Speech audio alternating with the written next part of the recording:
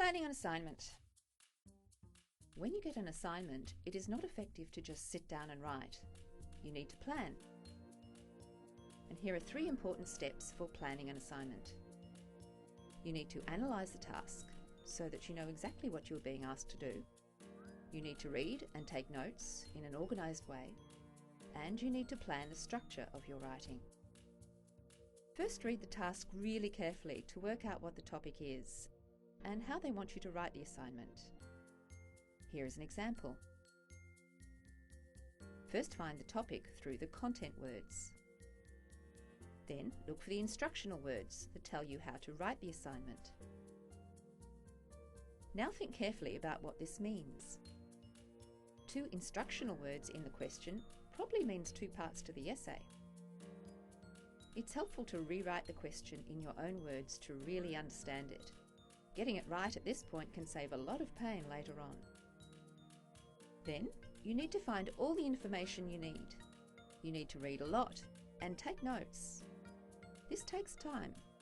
That is why you cannot leave things to the last minute. Read the general stuff first and then the more specific. Reading generally is really important if you are not familiar with the topic. Start with books. Academic journal articles tend to be quite specific, and these need some general understanding before you read them. Writing notes is important too because it helps you remember.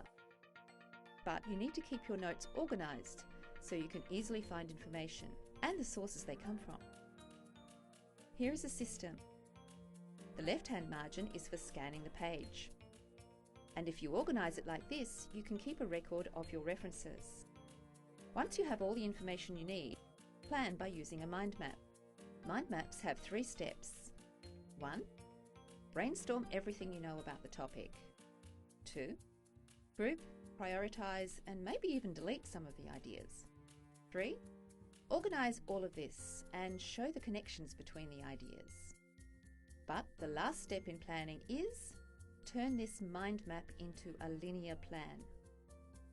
Work out the structure of the body first before any other section.